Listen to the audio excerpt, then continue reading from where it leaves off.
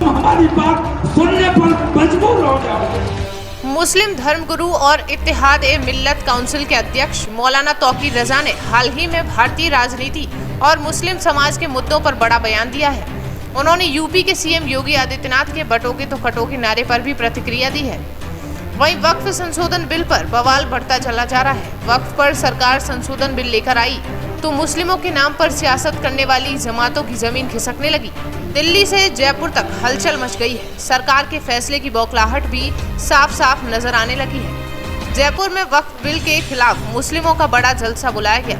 मौका था सरकार के संशोधन बिल के खिलाफ लोगों को एकजुट करने का, लेकिन वहां के मौलानाओं ने माइक थामा तो सरकार के खिलाफ जहर उगलना शुरू कर दिया। पहले अरशद मदनी ने कहा कि सरकार मुसलमानों की जमीन को हड़पने की साजिश कर रही है। अब मौलाना तौकीर रजा कह रहे हैं कि अगर हम सड़कों पर आ गए तो तुम्हारी रूह कांप जाएगी। अगर कुछ भी होता है तो उसकी जिम्मेदारी हमारी नहीं होगी। वहीं मोदी सरकार के फैसले से नाराज इत्तेहाद-ए-मिल्लत काउंसिल के अध्यक्ष और इस्लामिक धर्मगुरु तौकीर रजा ने मुसलमानों से दिल्ली घेराव करने की अपील करके सोशल मीडिया पर चल रही कथित तनातनी को गरमा दिया है।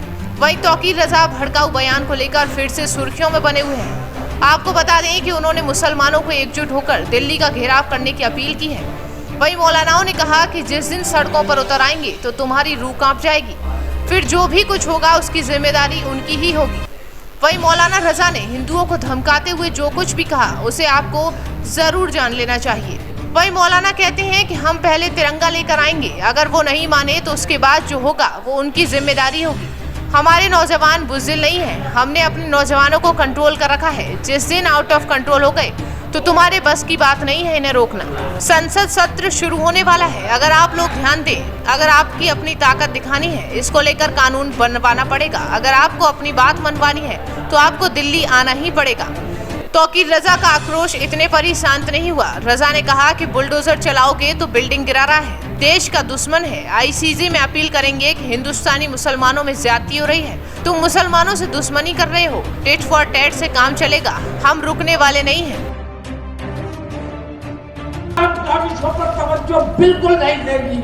अगर आपको अपनी बात मनवानी है तो उसके लिए ये जरूरी है कि तमाम मुसलमान मुत्तहिद होकर एक आवाज में एक साथ आओ और दिल्ली का घेराव करते हैं।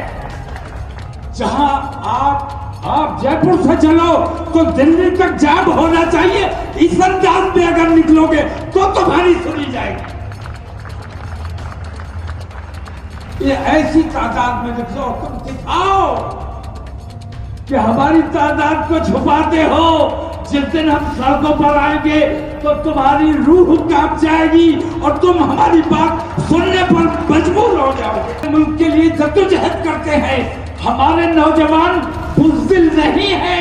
ये बात मैंने बार बार कही है कि हमारे उलमा ने, हमारे दानिशवरों ने, हमारे कायदीन ने अपने नौजवानों को कंट्रोल करके रखा है। जिस दिन ये नौजवान हमारे कंट्रोल से बाहर हो गए तो तुम्हारे बस की बात नहीं है कि इनको कब्जे में कर सको। वहीं इस बयान पर उन्हें तगड़ा जवाब देते हुए अखिल भारतीय संत समिति के महासचिव स्वामी जितेंद्र नंद सरस्वती ने कहा कि देश संविधान से चलता है, सरिया से नहीं। अगर मुस्लिम नौजवान आउट ऑफ कंट्रोल होंगे तो हिंदू युवकों ने भी चूड़ियां नहीं पहनी है। देश चलता है शरीयत से नहीं।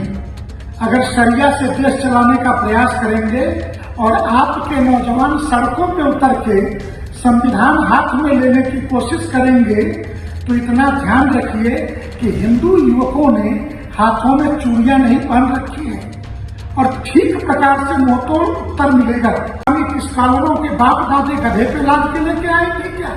हिंदुस्तान के जर्रे जर्रे पे मुगलों ने जो कब्जे किए, ये कब्जा अब तो छूटना चाहिए और संविधान के दायरे में छूटना चाहिए। जो एक्ट भारत की पार्लियामेंट पास कर सकती है उस एक्ट को रिमूव भी कर सकती है।